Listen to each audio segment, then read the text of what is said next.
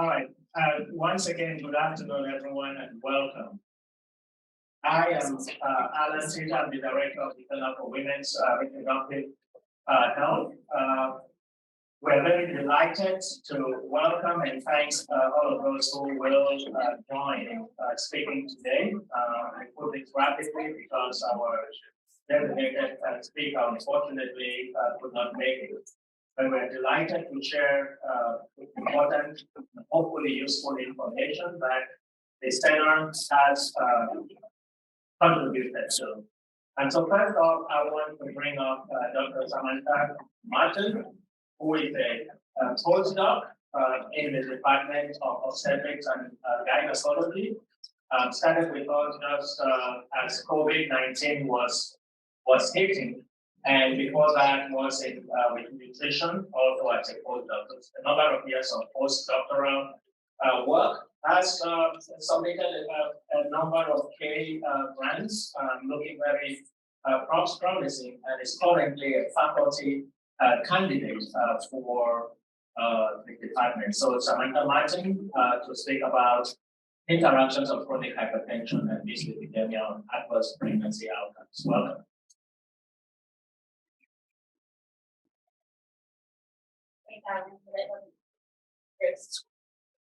Hi everyone. I know there are quite a few presenters today, so I'm going to cut right in.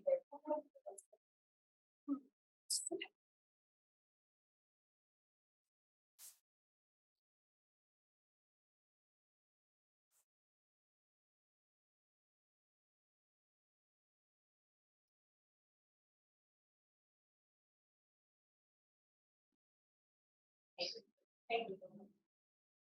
All right, so I will just jump right in, and thanks, Alan.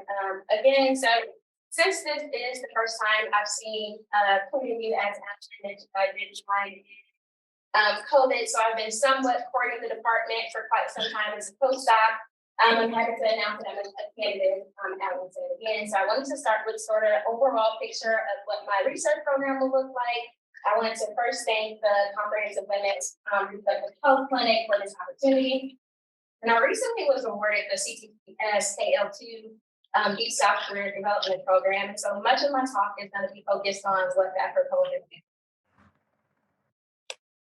So it's kind of the big picture or the cookie cutter statement for what my research program will be about is I want to develop interventions that improve maternal child health. And so what that looks like is developing and informing interventions prior to pregnancy, during pregnancy, as well as in the immediate postpartum period. I have a strong mechanistic background, so I'm really interested in what the mechanisms look like and also social.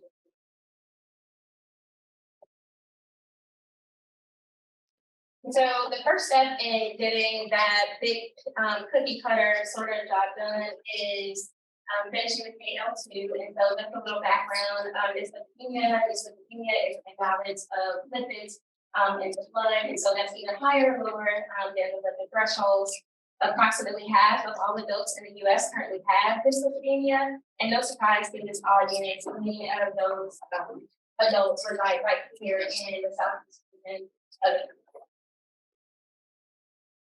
So, when a woman is diagnosed with chronic hypertension, there are certain populations we generally target. One being women with a family history of high cholesterol or hypertriglyceride. Another being populations of overweight or obesity. And then what research has currently shown is that we need to be paying attention to women with hypertensive determinants. And so that is women with a blood pressure above 140 over 90, or otherwise known as pre-existing hypertension or hypertension that's diagnosed from birth.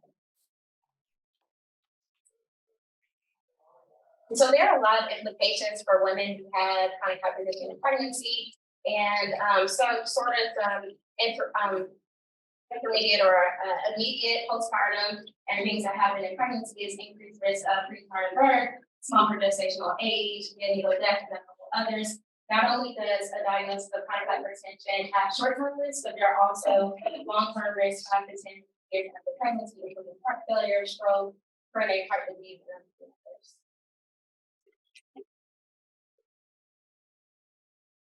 So I want to mention before I start this slide, a lot of what I'm about to present is independent of obesity, and it's really not fully understood. But what we know so far is that a diagnosis of hypertension is associated with a change in the structure of the high density lipoprotein pictured here. And so when that conformation and when that lipoprotein changes, there is a rapid increase in other lipoproteins, sort of that lipids like LDL as well as triglycerides. And so what the literature suggests is that these women most likely enter pregnancy with higher than normal lipid concentrations, as well as a faulty or dysfunctional HDL structure. And so recently there's been a lot of calls for like interventions for women with hyperlipidemia in pregnancy. But what we don't know, particularly for women with chronic hypertension, is what trimester should we be targeting. And so for normotensive women or women without hypertension, what we've seen is that they generally suggest the target later or the third trimester, which we know is a problem for women with chronic hypertension who often deliver preterm, or some of them don't make it to that third trimester. And so given the recent sort of animal studies on hypertensive populations, what they've seen is these women, because they're entering with the higher than normal lipid concentrations, as well as possibly that faulty HDL structure, we need to target them more in early in pregnancy. And so I want to point out this is not an intervention per se, but sort of like the beginning workings. And so what this proposal focuses on is getting a lipid profile in general for women with chronic hypertension in pregnancy. And so the goal of our first aim is essentially test the hypothesis that first trimester maternal dyslipidemia is associated with the development of APO for women with chronic hypertension. And our second aim is essentially to look at the increase from the first trimester to the second trimester and its relationship to the development of the APO for women with.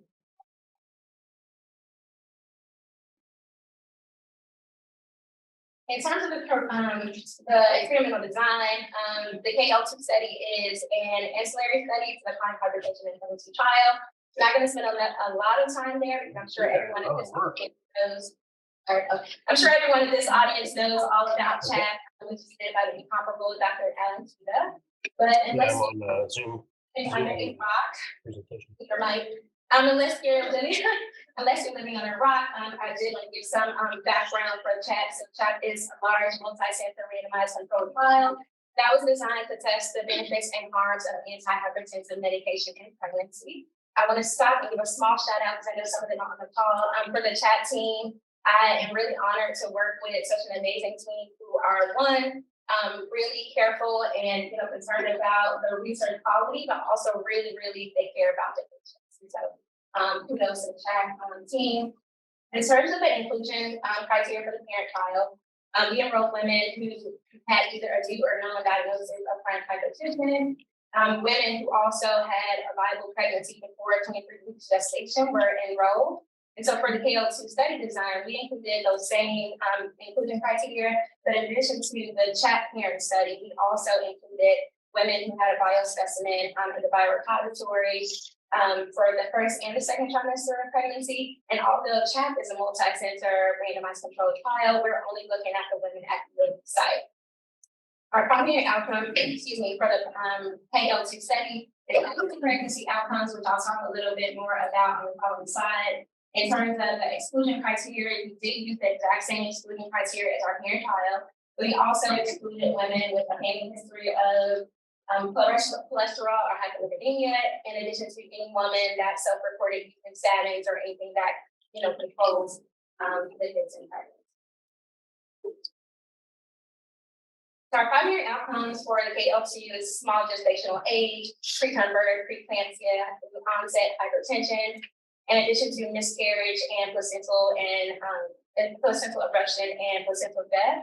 And I do want to point out that the criteria we used for the KL2 study, which is very similar to some of the outcomes for the parent study, is under the voted primary outcome. In terms of analyses for the KL2, so we are conducting a logistic regression for both A1 and A2. The models will be adjusted for here. Models be adjusted for maternal age, pregnancy, BMI, educational level, and gestational age. We're also going to stratify the results based on maternal race and ethnicity. In addition to that, last and certainly not least, we're also stratifying the results based on whether or not the mom developed preeclampsia in pregnancy or whether she did not. So I want to give a small shout out to my KL2 mentors who are pictured here. I have an amazing group of mentors who were really helpful in designing and helping me to design as well as design the study. All of my mentors are directly related to my research team, so I'm really confident that we will carry this out successfully. As Alan mentioned, I am a candidate for faculty starting May 1 of 2023. I also recently submitted a PL1, which is also a follow-up to the child, the CHAP study, but looking at child aims. And so I submitted it on Valentine's Day, so hopefully that's an indication that they'll kind of give you extra love during the review process. Essentially, the goal for the PL1 is to look at the in utero exposure to antihypertensive medications in pregnancy on the offspring substantial cardiovascular risk factors. And so I'm really excited. I'm really excited to possibly join in the department. They're very strict on time, so I did put my email to if anyone wants to follow up. And thank you guys so much for listening. So there will be an opportunity for questions to everyone at the end. I encourage those who want to drop questions in the chat box and or speak up at the very end. Let me go ahead and call up Dr. Ashley Battarbee, who is well known here in the department, assistant professor of obstetrics and gynecology, maternal fetal medicine, and who is just the in-house diabetes. Dr. Battarbee.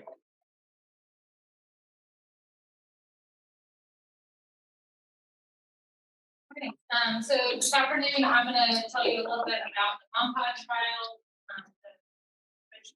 This recently presented at the meeting, and the primary publication is not yet out, but under review. So this was the medical optimization and management of pregnancies with overt type 2 diabetes, a multi-center NIH-funded study that we participated in. So it is no surprise to any of you that diabetes is a worldwide problem that is growing. You can see here a map from the International Diabetes Federation with prevalence of diabetes across the world. Right now, there's over 500 million people with diabetes, and by 2045, it's expected that that number will increase by an additional 50% and exceed 700 million. In the United States, diabetes is also a problem. Over 37 million people currently have diabetes. You can see differences, geographical differences in the incidence with significantly high rates in the Southeast, which is practical with Alabama. In pregnancy, type 2 diabetes, and type 2 diabetes is the most common form of diabetes outside of pregnancy.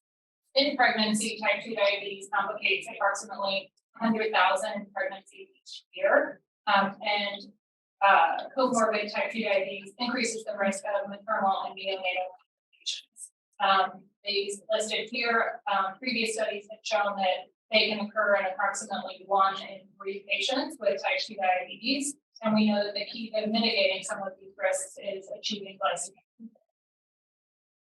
Outside of pregnancy, metformin is the preferred treatment of type 2 diabetes because it's overall very tolerable. It has good efficacy at reducing blood sugars. It does not cause weight gain, has less hypoglycemia, and it's also less expensive than some of the insulin and other diabetes medications. In pregnancy, however, it's just considered an acceptable alternative to insulin because it crosses the placenta and can affect in utero development without any good long-term safety data, and often it's not sufficient without the addition of insulin. The way that it works is it helps the body to use its natural insulin production by improving hepatic and peripheral tissue sensitivity, and it does not affect insulin secretion. So it should work well in pregnancy where we see increase in insulin resistance, but we need more information about the diagnosis. So the objective of the study was to determine the effect of metformin added to insulin for the treatment of type 2 diabetes and pregnancy on a composite adverse neonatal outcome. This was a multi-center randomized double-blind placebo-controlled trial. We included women with pre-gestational type 2 diabetes or diabetes diagnosed less than 22 weeks that required insulin. Patients had to be willing to use insulin as well as the study drug, metformin or placebo. Had to have a singleton pregnancy with no known anomalies and be between 10 and 22 weeks of pregnancy. We excluded patients who had a contraindication to metformin use, and you can see some of those examples listed here. The MONPOD consortium was made up of 20 different sites across the U.S. You can see the geographical diversity, and not shown here is other racial diversity and diversity in other social groups.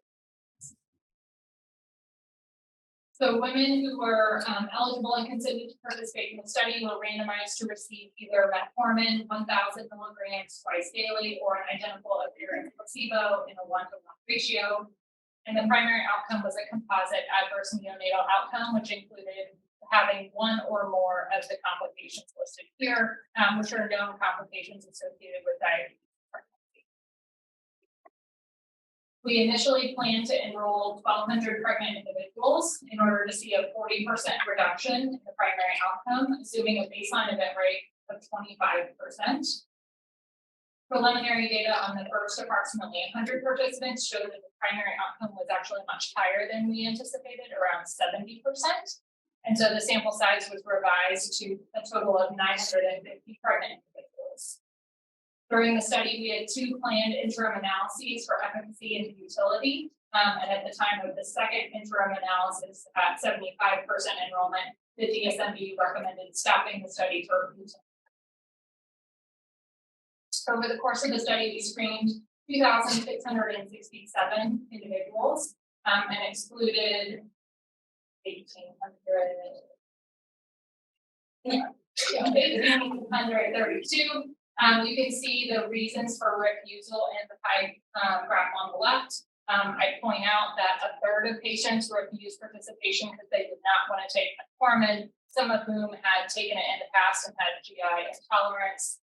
Approximately 10% wanted to take metformin and so did not want to be randomized for placebo, did not consent.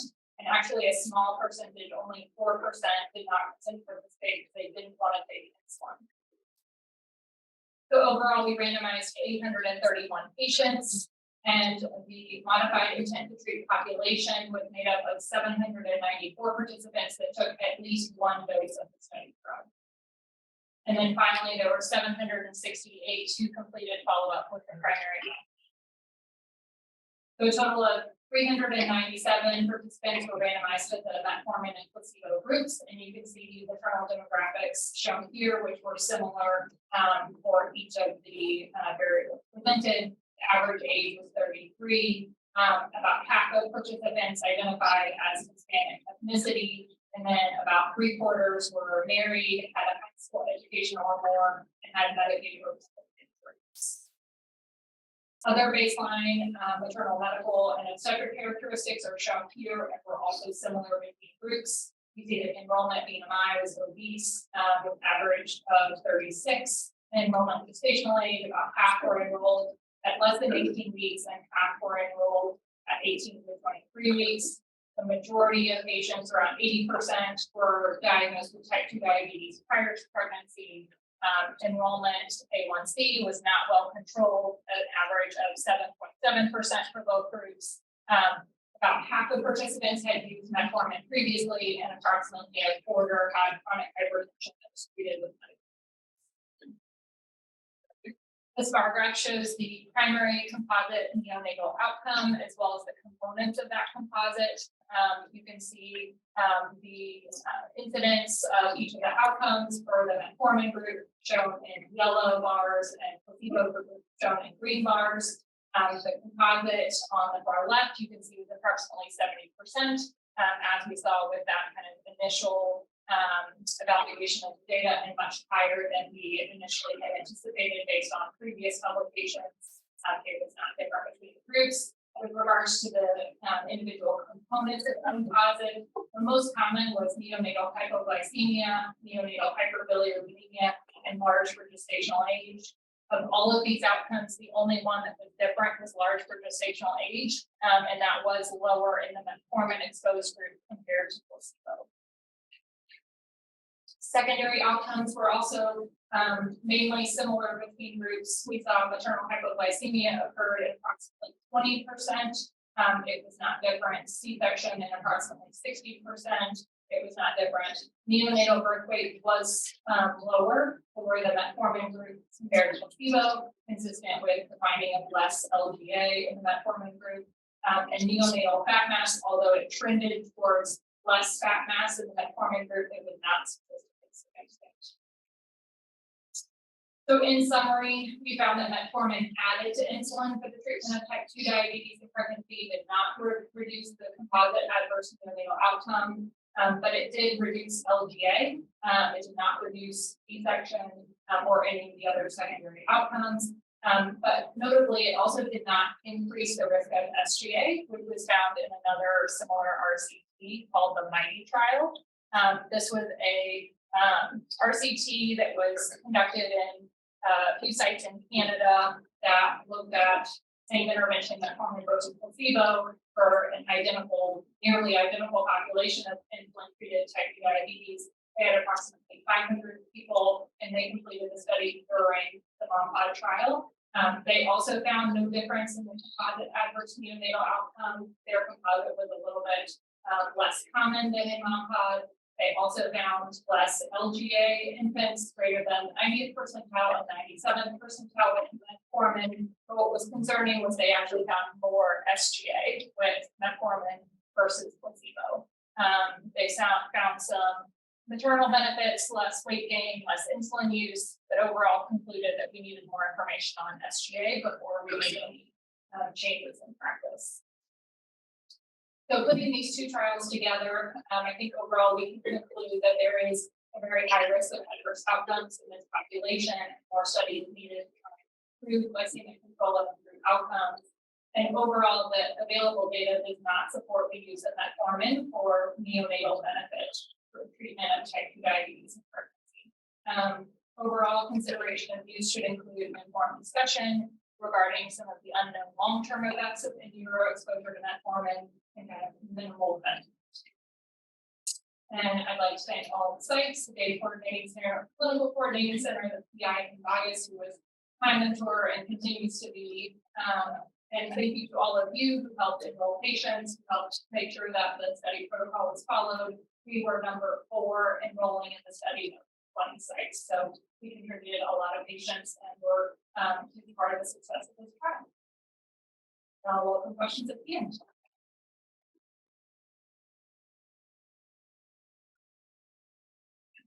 Great. Thank you, Dr. Battarbee. I am going to do this next presentation with Dr. Waldemar Carlo, who, as you know, is I think is online and is the division director for co-division director for neonatology and the PI of the global network site here at UAB, which is one of 7 sites that pair U.S. universities and global low-income sites to conduct research that can impact care in that setting, but also potentially in this setting. So we threw lots, and Carlo decided that I was going to be doing the presentation and he would take the questions. So there we go. And acknowledge NIH for funding of this network as well as the Gates Foundation. And this work has been published, and some of you who were at SMFN did see some of this already. So maternal and neonatal sepsis or infection are really among the top 3 causes of maternal and newborn deaths globally. And 10% of maternal deaths are due to infection, and that proportion compared to other deaths continue to increase. 16% of newborn deaths arise from sepsis, neonatal sepsis or infection. And so this is a priority for global health organizations.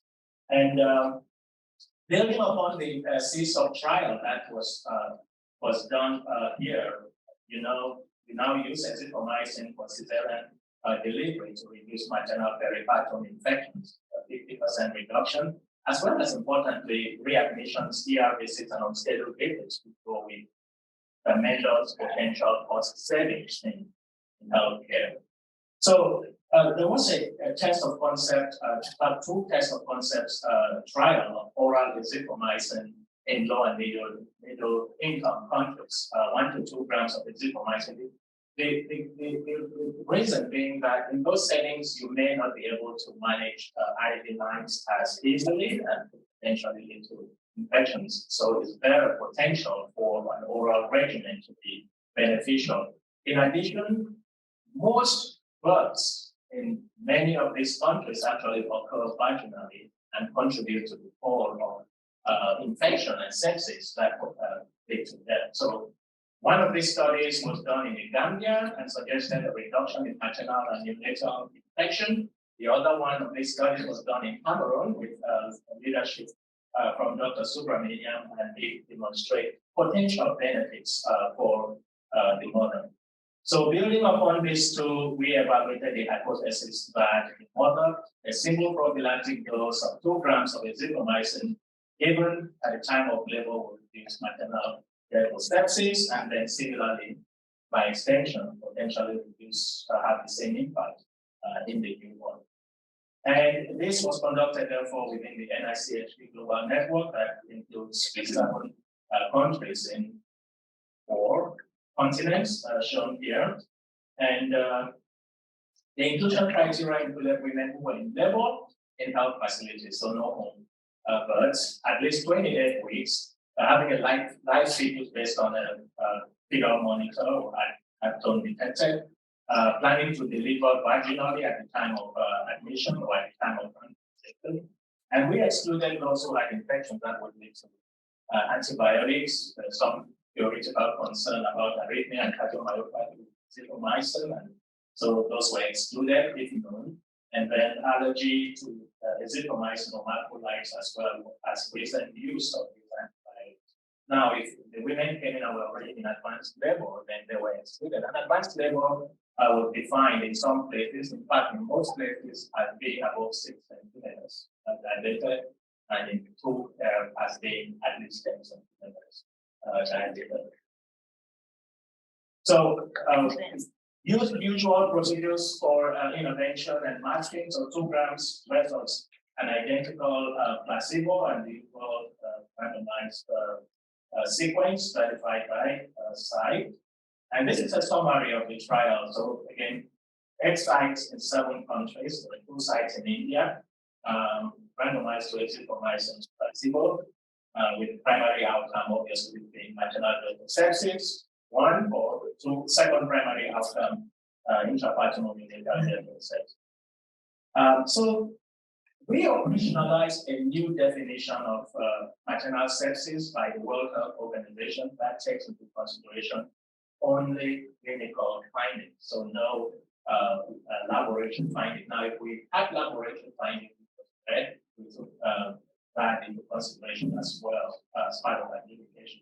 But you can see suspected or confirmed infection, temperature played a huge role. So they either had to have a fever or hypothermia as defined here, and then 1 or more signs of organ dysfunction, which include some of the things that you deal with when you do your sepsis protocol, shown there.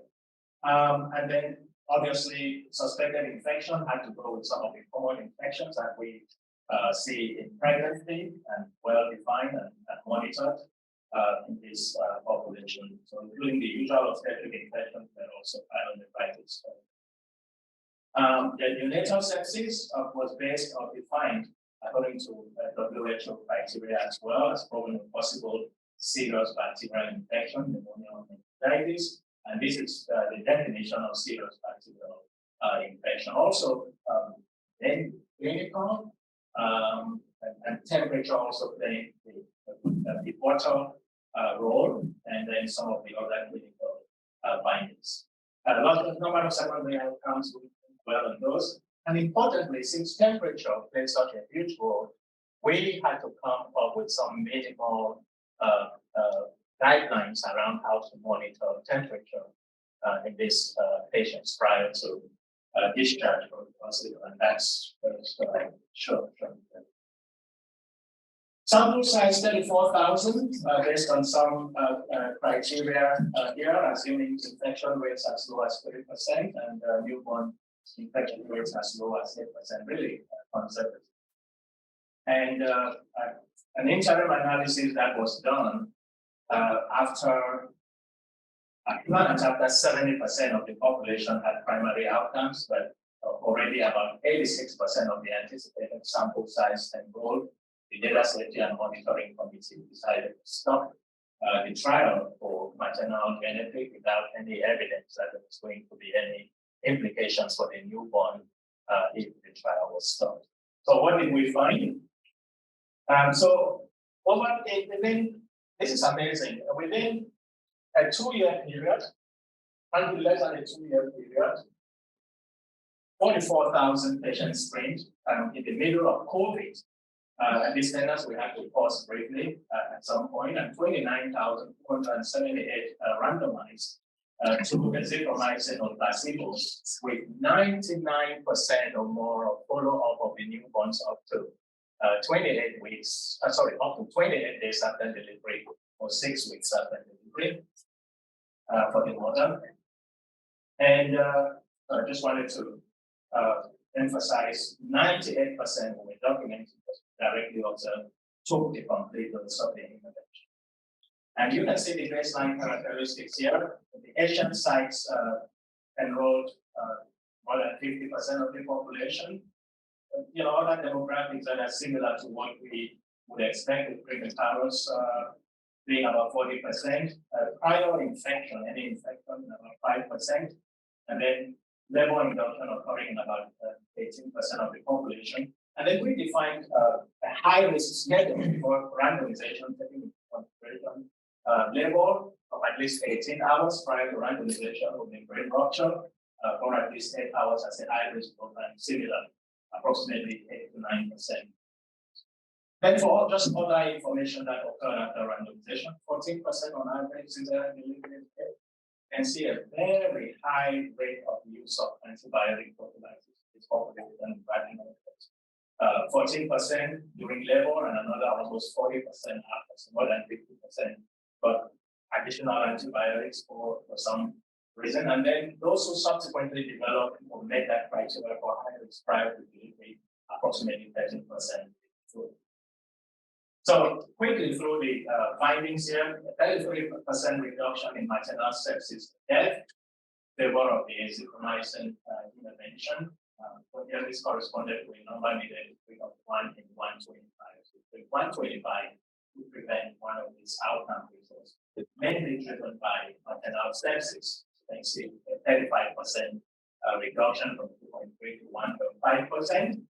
And you can see deaths really low and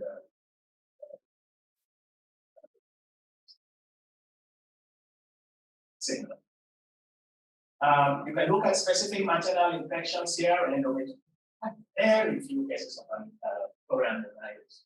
The endometritis, again, low rates, significantly reduced bone infections, whether of a cesarean, subsequent cesarean incision or a perineal injury, significantly reduced, and then any other those infections, including urinary tract infections, identifiers.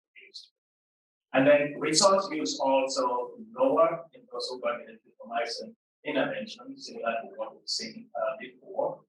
And for in your case, no difference in the death or sepsis outcome. And when we look at deaths and neonatal sepsis, not shown IUF is about 0.4%, no difference between those groups. And then in terms of resource use, as defined by these characteristics here, NICU admission, scheduled visits or readmissions, those differences. Subgroup analysis generally consistent with the overall finding. You can see everything lower than 1, consistent with the overall findings. And reported adverse events, I would say, again, very low. Nothing that stands out in to make us worry about azithromycin. So we see 8 instances of pyrocaloric stenosis versus 3 of placebo that fall below background rates. And then you can see other selected characteristics that I want to highlight here. You see how level induction really drastically differs between sites. You can see the African sites almost non-existent, whereas in the Asian sites high. Cesarean delivery, similar profile, almost very low in African sites at the beginning there, and much higher in the other sites. And then moving on, also antibiotic use, really major differences in antibiotic use across continents. Really very low in the African sites. So overall, azithromycin prevented maternal sepsis, mainly sepsis, reduced maternal sepsis, reduced use of health resources, no potential impact on newborn outcomes, and consistent with studies in other populations, C-sections. Now, this raises, are you going to give antibiotics to everybody undergoing vaginal delivery? And so with that, you have to think about antimicrobial resistance and microbiome studies. Those are currently ongoing, and Professor Randomized is leading antimicrobial, as co-leading an microbiome study of this population as funded by the Gates Foundation. So on that note, thank you for your attention. It takes a village to get these things done, and we'll turn it over to Dr. Azziz. Did you step out? Yeah. So thank you for your attention.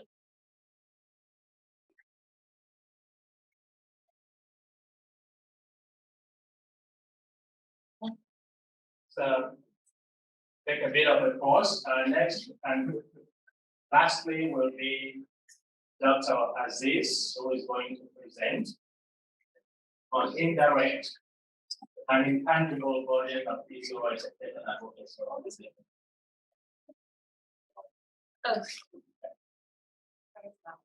All right, Dr. Azziz, you are welcome. And Dr. Ricardo Azziz is a Professor Emeritus and Professor of Obstetrics and Gynecology here in the Department of Obstetrics and with a background in fertility. Thank you.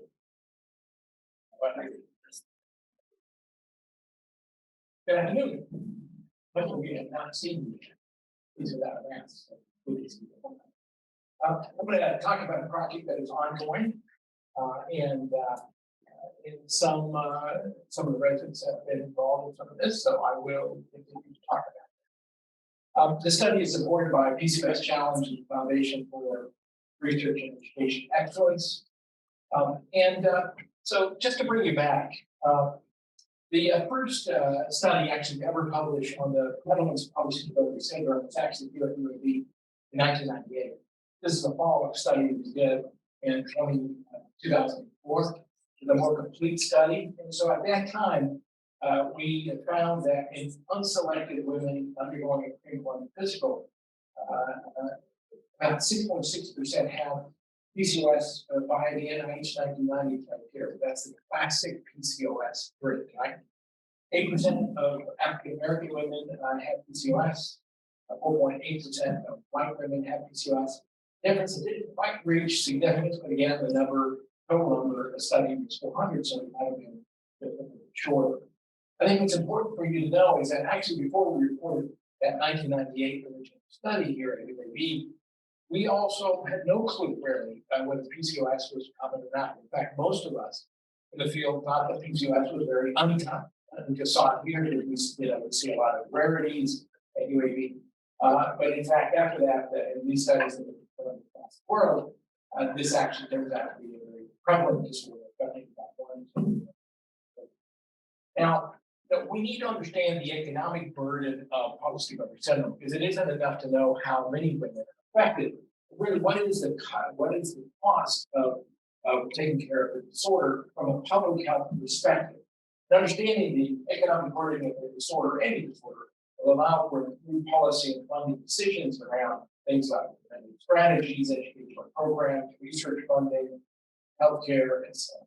And so we've actually, my group has been working on economic burden analyses for some time. In fact, we're the only group that actually is doing that in the United States. Now, this is a more recent gathering of different publications. We look at costs related to menstrual dysfunction, right, which accounts for about 30% of the economic burden. We look at costs related to pregnancy complications. So that accounts for about 15% of complications. We look at more chronic diseases, type 2 diabetes and stroke. We did not find actually an increase in myocardial infarction, at least not yet, but that accounted alone for 26% of the economic burden. And we looked at mental health disorders, which accounted for 28%. Our case here and looked at actually the cost of endometrial cancer, which is elevated, but actually it's a very small amount of the total economic cost, about 0.2%. So this tells us that the economic burden of companies to go percentage today on medically related healthcare is about $15 billion a year in the US alone, using the strictest criteria for polycystic syndrome, which is, as I said, fairly narrow. This is important to understand because this is a significant amount of dollars that are spent.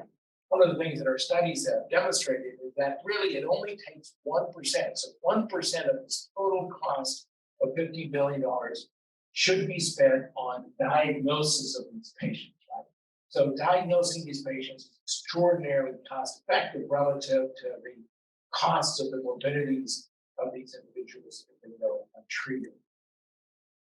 So we wanted to proceed and understand other economics. So for you, those of you who don't know what economic burden analyses are, they tend to be two different or three different groups, right? One is the healthcare related costs of the individual getting fixed, getting diagnosed, getting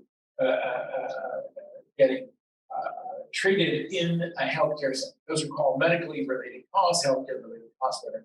Right? So that's what we looked at, right? We looked at healthcare related costs.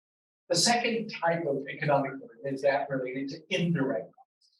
What kind of work productivity is lost to the nation because of a certain illness, right? And so that is called indirect costs.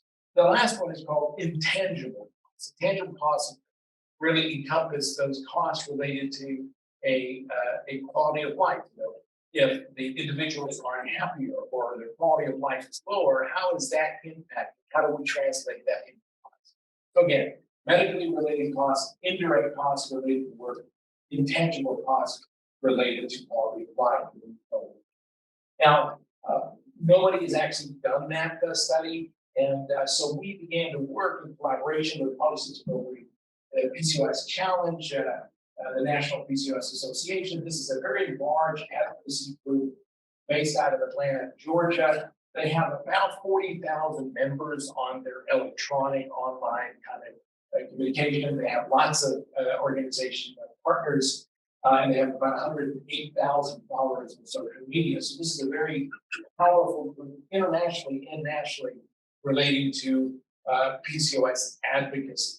And so what we decided to start out with, because again, this study we continue in other populations, what we decided to do is to partner with PCOS Challenge and to provide a fairly thorough questionnaire on questions around indirect and intangible costs. So what we did is we partnered with them. We then interested PCOS Challenge members. We provided a link to the survey. And then all subjects signed an electronic consent form. Our target was in this group about 1,000 PCOS Challenge members. We didn't have any preliminary data, so it's hard for us to determine really what would we find to be important. But remember, in this study, we're not comparing controls to cases, right? We're just looking at cases of PCOS. So we targeted 1,000 individuals. And so the way we estimated the indirect cost was to use a survey, parts of a survey called the Work Productivity Activity Impairment Questionnaire for General Health. This is a questionnaire that's validated, used in many other disorders. So we had that as part of our survey. And then estimating intangible costs. Remember those costs related to quality of life. We use the European Quality of Life 5-dimension survey, what is called EQ5D. We also did the SM36, which studies much more in depth depression and so on and so forth. I'm not presenting that data today because that analysis is much more complex. Then we also had a willingness to pay budget. That's where you ask somebody, how much money within your means would you be willing to pay to get rid of this or to have a treatment and so forth. So far we have studied 426 women, and so the responses to the WPA-GH or the work productivity, right? This is one that allows us to estimate indirect costs so far. 77%, 78% of respondents were currently employed and have worked in the past 7 days. The survey actually asks you only about the last 7 days, right? So if you've worked in the past but haven't worked now, doesn't really apply. So they want you to recall the last 7 days, and that's actually much more accurate because they're asking you to recall how you missed and what you feel. So 78% of respondents had worked in the last 7 days, so we're eligible for each response. But about 71% of those working greater than 31 hours a week. So it gives you a substantial hours. All respondents, 20% reported missing greater than 6 hours in that particular week for health problems, and that's a very high number. 20%. That's a fifth of the individuals responding and missed more than 6 hours in that week due to health problems. The question around whether health problems were likely affecting the ability to do regular daily activities, 18% of respondents felt that yes, their health problems did impact their ability to do regular daily activities. In regards to the question, did your health problems impact your productivity while working? 9% said it did. Now, of the total work hours reported by these individuals, about 10%, 9.7, 10% were reported as missing due to health problems. If you translate it, the enormous number of women with polycystic syndrome in this country, these are huge numbers of work productivity. EQ5D, remember this is the European Quality of Life, 5 dimensions. 50% and 36% of respondents reported suffering moderate to severe anxiety and depression and pain and discomfort, respectively. 11, 6, and 19% reported moderate to significant difficulties in various things: walking, self-care, and even the usual activities around their home. This is again, a significant proportion of individuals are reporting being affected. Finally, when they were asked to assess how good or bad their health was on the particular day that they were doing their survey, about 40% said it was best or near best, about 50% it was moderate, but for 9% it was a worse or near worse day that they would imagine. So again, there's a significant portion of these individuals who are not feeling very well about their health. When asked about the willingness to pay, about 60% said they paid anywhere between $0 and $5,000. 25% say they paid $5,000 to $25,000, and 12% said they paid over $25,000. But to be fair, what happened here, we have to fix this as we go forward, is that many of the individuals put in, this millions, infinite numbers, that kind of stuff. And that's actually not the way you answer the question, right? You're supposed to answer the question within your means, how much are you willing to pay? Not sort of a mythical $50 million kind of thing. So we have to fix that a little bit as we move forward. So in conclusion, the indirect burden, right? The burden associated with work productivity losses.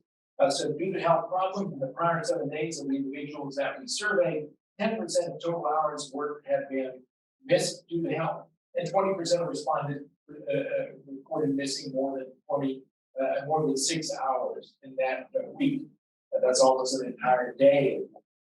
In 9% of respondents, health problems significantly affected their work productivity.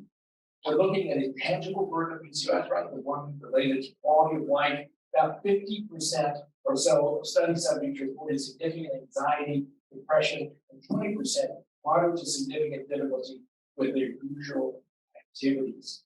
10% reported their health as worse or near worse than they could imagine. So we're going to continue to do this work. We're going to finish recruiting the subjects. We're going to complete the SF-36 assessments, which are much more in depth, as you all know, about the psych profile of these individuals. We're going to convert the WPA numbers right to dollars, right? That will use a average labor cost for the United States. We will also planning on assessing a group of control women using what is called the snowballing technique. Snowballing technique means that you ask everybody who responded to this. These remain anonymous, but we still have actually sent out an email to actually recruit their friends who don't have PCOS into the study. So you tend to then match individuals by doing that. Generally, individuals who are friends of PCOS patients will have similar socioeconomics and so on and so forth. So they tend to be similar groups when you do that. And then from there, we're going to go ahead and estimate things like adjusted quality of life years from the data. We're also going to be using the survey in other populations. Right? We are undergoing here at UAB and in other parts of the world a assessment, right, of the prevalence of polycystic syndrome in unselected populations. For example, we have studies ongoing in Nigeria, it's almost done, in Siberia, which is done, in Ghana, which is ongoing, in Colombia, which is beginning. And those studies of unselected women, some are population-based, some are employment-based, those individuals will also be assessed using the survey. And the reason is, but again, members who are part of an advocacy group, right, the PCOS challenge, tend to be members who are more concerned about their disorder, and two, know that they have the disorder.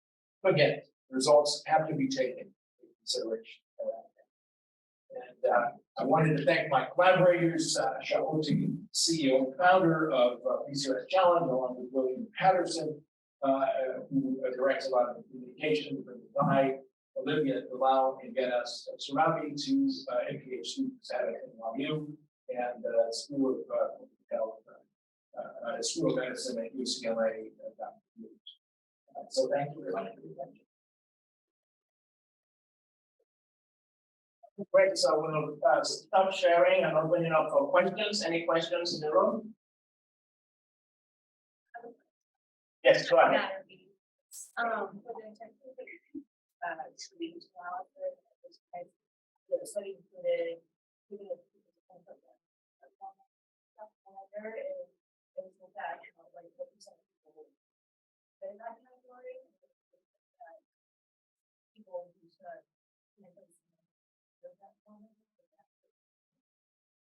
Yeah, so that, yeah, you know,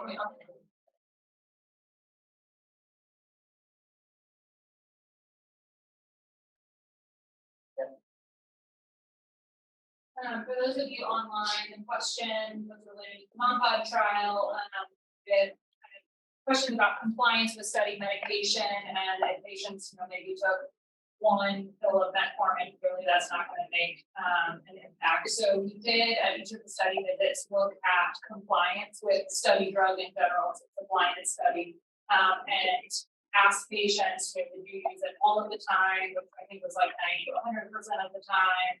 Did you use it most of the time? Did you use it not really at all? And so when we looked at, I think we defined it as most of the time or greater, meaning like it was 50 to 60% of the time or more took the study drug as prescribed. Approximately 60% of participants in both groups had that level of compliance. Looking at things like maternal glycemic control achieved and actual differences based on compliance, we're working on that data to see if there might be there. Yeah, and before you leave, I think before you leave the podium, one of the things about your study and Dr. Martin's study as well is women with polycystic syndrome compose a fair amount of the population, and they do get pregnant. So, contrary to popular belief, they're just not pregnant. They have a much higher rate, about 7-fold higher rate of diabetes, and about 3-fold higher rate of hypertension. So, a question that I have, and maybe something to look at later, is what would happen if we look at the subpopulation of women who actually came in already with that metabolic disorder, which actually would be most women with polycystic syndrome, in your data, as Dr.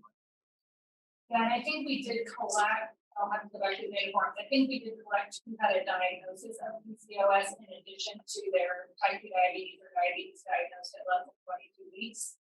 It would be something really interesting to look at. Something else that I didn't present that we're still looking at is rates of preeclampsia related to the hypertension. Yeah, I would add with respect to the chronic hypertensive population, there will be that diagnosis, but perhaps not systematically collected. There are blood biomarkers that could be obtained at the same time as getting the testing for babies that could inform that process. But yeah, lots of synergies there. For Dr. Carlo, we have to hear you say something.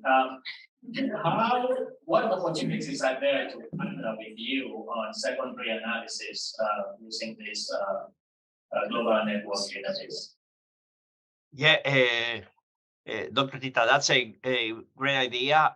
We have a list of protocols right now. It's about 35 secondary analyses that have been suggested or proposed, and we're willing to share the list with the group here and get more ideas, or work on with those that are leading any of the other studies. So I think there's a lot of opportunities to participate, but also to lead secondary studies. Great, thank you. So please reach out if you're interested in a specific question out of that large database, or just in any global health question. There are opportunities with other databases, registry that tracks pregnancies in those populations available for secondary analysis as well. We have plans also. We have plans also for individual participant meta-analysis. There's a study just published with almost 12,000 patients, and even though the title says it didn't work, it really didn't work for neonates, but for the woman, yes, it reduced infections and puerperal sepsis. So I think the combination of those two data sets, and another one that is about to be completed will be great for individual participant meta-analysis. Thank you, Dr. Carlo. Any final question in the room or online? All right, thanks everyone, and thank you to the presenters for putting this together. Thank you.